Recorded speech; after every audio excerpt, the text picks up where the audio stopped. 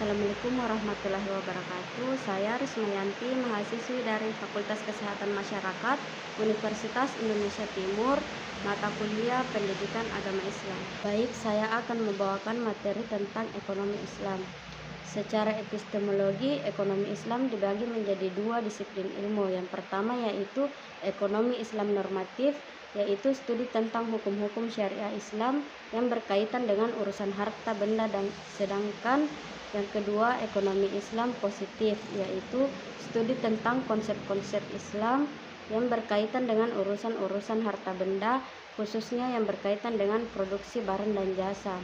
Ekonomi Islam merupakan ilmu yang mempelajari ekonomi manusia yang perilakunya diatur berdasarkan peraturan agama Islam dan didasari dengan tauhid sebagaimana dirangkum dalam rukun Islam dan rukun iman.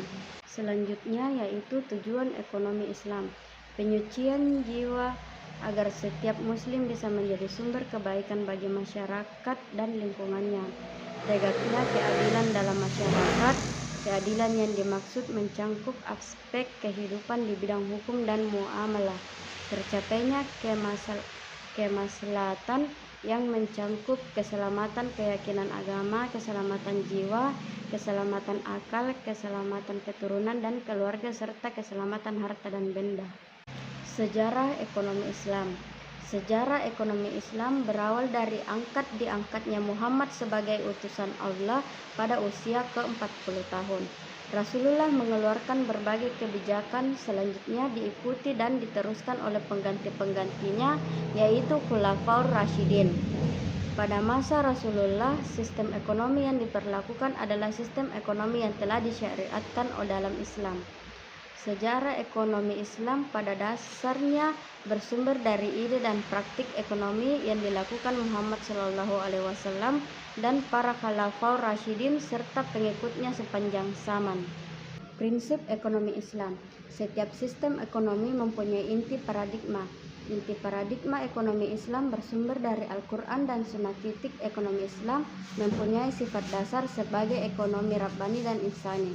Disebut ekonomi Rabbani karena syarat dengan arahan yang dinilai nilai ilahiyah.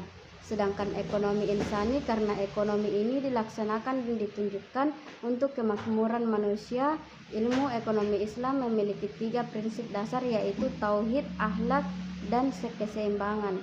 Hakikah Islamiyah sebagai prinsip umum ekonomi Islam menerangkan bahwa Islam adalah agama dan sekaligus ideologi sempurna yang mengatur segala aspek kehidupan tanpa terkecuali. Baik, mungkin itu saja penyampaian yang bisa saya sampaikan pada kesempatan kali ini. Kurang dan lebihnya mohon dimaafkan. Assalamualaikum warahmatullahi wabarakatuh.